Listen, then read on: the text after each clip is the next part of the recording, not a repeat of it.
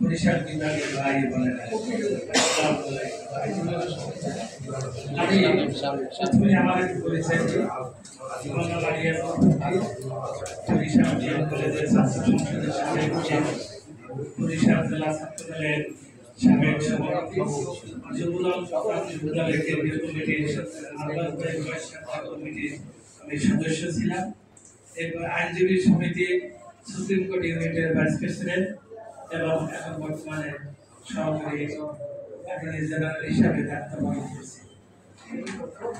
বরিশাল বিভাগটা একটা ঐতিহ্যবাহী বিভাগ। এই কয়েকদিন পূর্বে অর্থাৎ 1 মাস আগে, রোজার আগে, বরিশালের বিভাগ আইনজীবী সমিতির থেকে আমরা হাইকোর্টে একটা সভা করেছিলাম, স্মরণকালের স্মরণ সভা। সেই সভার সভাপতি ছিলাম আমি এবং কমিটির সভাপতি ছিলাম আমি। সেই সময় বরিশাল বিভাগকে কেন্দ্র করে আমি এত সুন্দর একটা কবিতা রচনা করেছিলাম এবং সবাই এটা খুশি হয়েছিল। অবশ্য আমি জানি না যে আজকের এত সুন্দর এইভাবে একটা প্রোগ্রাম হবে। আমাকে রেজা ভাই ফোন করে বললো, আচ্ছা বরিশাল বিভাগের একটি সভা, সবাই জয়নাল স্যারে আসবেন, তুমি তাকে নিয়ে আসবা। আমি যদি জানতাম যে এত সুন্দর পরিবেশে আজকে এত সুন্দর বরিশাল বিভাগের সভা হবে, তাহলে আমার সেই কবিতাটা নিয়ে আসতো। তবুও 2 লাইন হয়তো মনে থাকলে আমি শেষে বলবো। বরিশাল বিভাগে ঐতিহ্যবাহী সংগঠন, সেই সংগঠনটি যাতে সুন্দর করে একটু রূপ নিতে পারে, এখনই সময়। আমরা বরিশাল বিভাগ জাতীয়তাবাদী ছাত্রদল ফাউন্ডেশনের এই সবাই আমরা একটা অনুষ্ঠান করেছিলাম। বরিশাল বিভাগের জাতীয়তাবাদী ছাত্রদলের বরিশাল বিভাগ থেকে সাবেক ছাত্র নেতৃত্ব ছিল, তাদের সমন্বয়।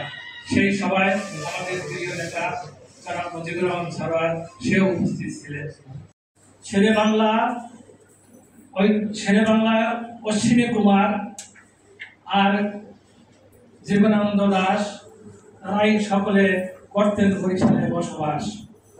আজকে এই বরিশালের গুণ আমরা সকলের কাছে শুনি, আমরা সকলের কাছে বরিশালের কথা কানে কানে শুনি।